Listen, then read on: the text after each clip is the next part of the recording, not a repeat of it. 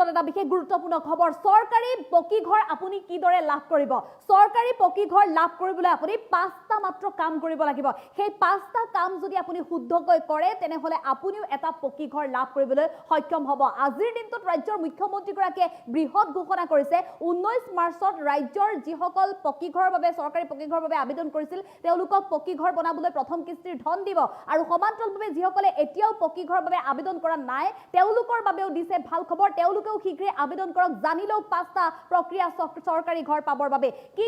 এই প্ৰক্ৰিয়া পাঁচটা সৰকাৰি ঘৰ নোপোৱা লাখ লাখ লোকৰ বাবে পুনৰ আহি গৈছে এতিয়া ডাঙৰ খবৰ সৰকাৰি ঘৰ পোৱা নাই বুলি আপুনি দুচিন্তাত থাকিব নালাগে এতিয়া সৰকাৰি ঘৰ লাভ কৰিবই পকা ঘৰ হ'বই আপোনাৰো মাত্ৰ পাঁচটা কাম কৰিলে আপুনি লাভ কৰিব সৰকাৰি ঘৰ কি এই পাঁচটা বিশেষ কাম আপুনি জানি থওক আজি যদিহে আপুনিও এটা পকি ঘৰ পাম বুলি আশা কৰিছে চৰকাৰৰ পৰা তেনেহলে আপুনি প্ৰথমতে কৰিব লাগিব হিতাধিকাৰীৰ পকি ঘৰ থাকিব নালাগিব অৰ্থাৎ আপোনাৰ যদি পকি ঘৰ নাই তেতিয়াহে কিন্তু আপুনি চৰকাৰি ঘৰ লাভ কৰিব দ্বিতীয়তে আপুনি জিঅ' টেগিং কৰিব লাগিব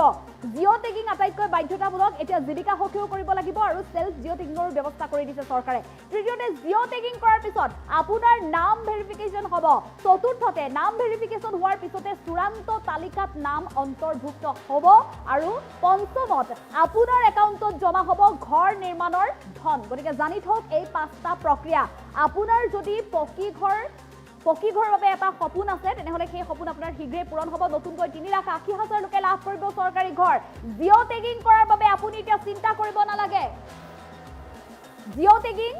কৰাৰ বাবে আপুনি চিন্তা কৰিব নালাগে কিয়নো ঘৰে ঘৰে গৈ জীৱিকা সখীয়ে কৰি দিব এতিয়া জিঅ' টেগিং প্ৰতিটো প্ৰান্ততে প্ৰতিখন গাঁৱৰ প্ৰতিটো চুবুৰীতে সোমাব এতিয়া জীৱিকা সখী জিঅ' টেগিং হোৱাৰ পিছতে আপুনি লাভ কৰিব চৰকাৰি ঘৰ আৰু জীৱিকা সখীৰ দ্বাৰা যদি আপুনি আপোনাৰ জিঅ' টেগিং নহয় তেনেহলে আপুনি নিজেও সেলফ জিঅ' টেগিং কৰিব পাৰিব মুখ্যমন্ত্ৰীৰ ডাঙৰ ঘোষণা পকি ঘৰ যিসকলে পোৱা নাই তেওঁলোকৰ বাবে আহি গ'ল এয়া ডাঙৰ ঘোষণা ৰাজ্যৰ মুখ্যমন্ত্ৰী গৰাকীয়ে ইটোৰ পিছত সিটো ঘোষণা কৰিছে মুঠতে এতিয়া সকলোৰে ঘৰে ঘৰে হ'ব পকি ঘৰ এতিয়া আপুনি এটা পকি ঘৰৰ যি সপোন দেখিছিলে পূৰ্বতে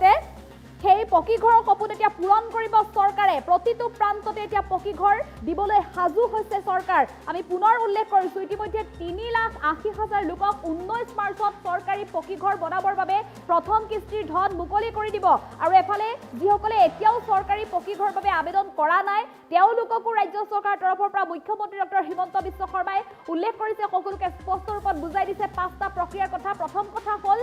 প্ৰতিটো পৰিয়ালৰ যদি পকি ঘৰৰ বাবে আবেদন কৰে তেওঁলোকৰ পূৰ্বৰ পকা ঘৰ থাকিব নালাগিব পূৰ্বতে যদি তেওঁলোকৰ চোতালত পকা ঘৰ আছে বা তেওঁলোকৰ যদি পকা ঘৰ আছে তেনেহলে কিন্তু তেওঁলোকে জিঅ' টেগিং কৰিলেও কোনো লাভ নাহিব অৰ্থাৎ পকা ঘৰ নথকা সকলো লোকে পকি ঘৰ এতিয়া লাভ কৰিব চৰকাৰৰ তৰফৰ পৰা নিজৰ গাঁঠিৰ ধন ভাঙি বা নিজৰ কষ্টৰে আপুনি ঘৰ বনাব পৰা নাই সেয়া আপুনি এতিয়া চিন্তা কৰিব নালাগে চৰকাৰে আপোনাক পকি ঘৰ দিব গতিকে প্ৰথম কথা হ'ল আপোনাৰ পকা ঘৰ যদি নাই তেনেহলে আপুনি আবেদন কৰক আৰু দ্বিতীয়তে আপুনি কৰিব লাগিব জিঅ' টেগিঙৰ কাৰণে এতিয়া চৰকাৰে সকলো সুবিধা কৰি দিছে জীৱিকা সখীক জিঅ' টেগিঙৰ কাৰণে পঠিয়াই দিছে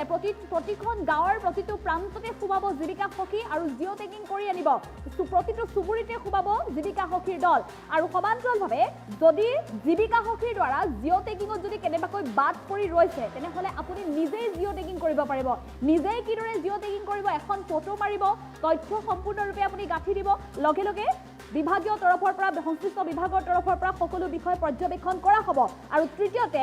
জিঅ' টেগিং যেতিয়া কৰা হৈ যাব লগে লগে আপোনাৰ নাম ভেৰিফিকেশ্যন হ'ব চতুৰ্থতে নাম যেতিয়া ভেৰিফিকেশ্যন হৈ যাব লগে লগে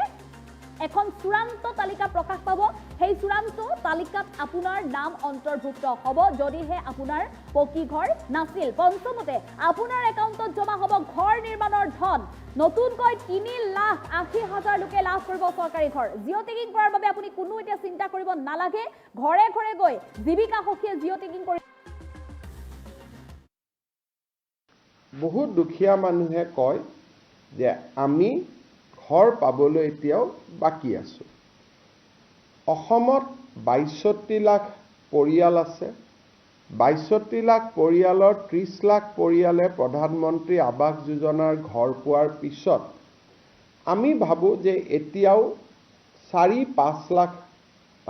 দৰিদ্ৰ লোকে ঘৰ পোৱাৰ প্ৰয়োজনীয়তা আছে এই ঘৰ পাবৰ কাৰণে আমি প্ৰথম প্ৰক্ৰিয়াটো হ'ল যে মানুহজনৰ ঘৰটো যে কেঁচা ঘৰ তাক প্ৰমাণ কৰিবৰ কাৰণে এটা জিঅ' টেগিং কৰিব লাগে আৰু জিঅ' টেগিং কৰাৰ পিছত যেতিয়া ই ভাৰত চৰকাৰৰ ওচৰলৈকে যায় ভাৰত চৰকাৰে বিভিন্ন টেকনলজিৰ আধাৰত তাক নিশ্চিত কৰে যে এই মানুহজনৰ ঘৰটো কেঁচা ঘৰ হয় নে নহয় আৰু কেঁচা ঘৰ হ'লে তেখেতক এখন তালিকাত অন্তৰ্ভুক্ত কৰে আৰু পৰ্যায়ক্ৰমে এই ঘৰ তেওঁলোকক আগবঢ়াই গৈ থাকে অহা বছৰ এপ্ৰিল মে মাহত আমি 3,80,000 ঘৰ পোৱাৰ লগে লগে আমি 2018-19 চনত যিখন তালিকা বনাইছিলোঁ সেইখন এক্সজষ্টেড হৈ যাব তাত আৰু এজনো ৱেট লিষ্টত মানুহ নাথাকিব বহুত দুখীয়া মানুহে কয় যে আমি ঘৰ পাবলৈ এতিয়াও বাকী আছো অসমত 62 লাখ পৰিয়াল আছে 62 লাখ পৰিয়ালৰ 30 লাখ পৰিয়ালে প্ৰধানমন্ত্ৰী আৱাস যোজনাৰ ঘৰ পোৱাৰ পিছত আমি ভাবো যে এতিয়াও 4-5 লাখ দৰিদ্ৰ লোকে ঘৰ পোৱাৰ প্ৰয়োজনীয়তা আছে এই ঘৰ পাবৰ কাৰণে আমি প্ৰথম প্ৰক্ৰিয়াটো হ'ল যে মানুহজনৰ ঘৰটো যে কেঁচা ঘৰ তাক প্ৰমাণ কৰিবৰ কাৰণে এটা জিঅ' টেগিং কৰিব লাগে আৰু জিঅ' টেগিং কৰাৰ পিছত যেতিয়া ই ভাৰত চৰকাৰৰ ওচৰলৈকে যায় ভাৰত চৰকাৰে বিভিন্ন টেকনলজিৰ আধাৰত তাক নিশ্চিত কৰে যে এই মানুহজনৰ ঘৰটো কেঁচা ঘৰ হয় নে নহয় আৰু কেঁচা ঘৰ হ'লে তেখেতক এখন তালিকাত অন্তৰ্ভুক্ত কৰে আৰু পৰ্যায়ক্ৰমে এই ঘৰ তেওঁলোকক আগবঢ়াই গৈ থাকে অহা বছৰ এপ্ৰিল মে মাহত আমি 3,80,000 ঘৰ পোৱাৰ লগে লগে আমি 2018-19 চনত যিখন তালিকা বনাইছিলোঁ সেইখন এক্সজষ্টেড হৈ যাব তাত আৰু এজনো ৱেট লিষ্টত মানুহ নাথাকিব বহুত দুখীয়া মানুহে কয় যে আমি ঘৰ পাবলৈ এতিয়াও বাকী আছো অসমত 62 লাখ পৰিয়াল আছে 62 লাখ পৰিয়ালৰ 30 লাখ পৰিয়ালে প্ৰধানমন্ত্ৰী আৱাস যোজনাৰ ঘৰ পোৱাৰ পিছত আমি ভাবো যে এতিয়াও 4-5 লাখ দৰিদ্ৰ লোকে ঘৰ পোৱাৰ প্ৰয়োজনীয়তা আছে এই ঘৰ পাবৰ কাৰণে আমি প্ৰথম প্ৰক্ৰিয়াটো হ'ল যে মানুহজনৰ ঘৰটো যে কেঁচা ঘৰ তাক প্ৰমাণ কৰিবৰ কাৰণে এটা জিঅ' টেগিং কৰিব লাগে আৰু জিঅ' টেগিং কৰাৰ পিছত যেতিয়া ই ভাৰত চৰকাৰৰ ওচৰলৈকে যায় ভাৰত চৰকাৰে বিভিন্ন টেকনলজিৰ আধাৰত তাক নিশ্চিত কৰে যে এই মানুহজনৰ ঘৰটো কেঁচা ঘৰ হয় নে নহয় আৰু কেঁচা ঘৰ হ'লে তেখেতক এখন তালিকাত অন্তৰ্ভুক্ত কৰে আৰু পৰ্যায়ক্ৰমে এই ঘৰ তেওঁলোকক আগবঢ়াই গৈ থাকে অহা বছৰ এপ্ৰিল মে মাহত আমি 3,80,000 ঘৰ পোৱাৰ লগে লগে আমি 2018-19 চনত যিখন তালিকা বনাইছিলোঁ সেইখন এক্সজষ্টেড হৈ যাব তাত আৰু এজনো ৱেট লিষ্টত মানুহ নাথাকিব বহুত দুখীয়া মানুহে কয় যে আমি ঘৰ পাবলৈ এতিয়াও বাকী আছো অসমত 62 লাখ পৰিয়াল আছে 62 লাখ পৰিয়ালৰ 30 লাখ পৰিয়ালে প্ৰধানমন্ত্ৰী আৱাস যোজনাৰ ঘৰ পোৱাৰ পিছত আমি ভাবো যে এতিয়াও 4-5 লাখ দৰিদ্ৰ লোকে ঘৰ পোৱাৰ প্ৰয়োজনীয়তা আছে এই ঘৰ পাবৰ কাৰণে আমি প্ৰথম প্ৰক্ৰিয়াটো হ'ল যে মানুহজনৰ ঘৰটো যে কেঁচা ঘৰ তাক প্ৰমাণ কৰিবৰ কাৰণে এটা জিঅ' টেগিং কৰিব লাগে আৰু জিঅ' টেগিং কৰাৰ পিছত যেতিয়া ই ভাৰত চৰকাৰৰ ওচৰলৈকে যায় ভাৰত চৰকাৰে বিভিন্ন টেকনলজিৰ আধাৰত তাক নিশ্চিত কৰে যে এই মানুহজনৰ ঘৰটো কেঁচা ঘৰ হয় নে নহয় আৰু কেঁচা ঘৰ হ'লে তেখেতক এখন তালিকাত অন্তৰ্ভুক্ত কৰে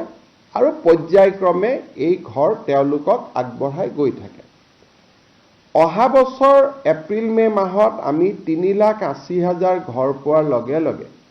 আমি 2018-19 চনত যিখন তালিকা বনাইছিলোঁ সেইখন এক্সজষ্টেড হৈ যাব তাত আৰু এজনো ৱেট লিষ্টত মানুহ নাথাকিব। বহুত দুখীয়া মানুহে কয়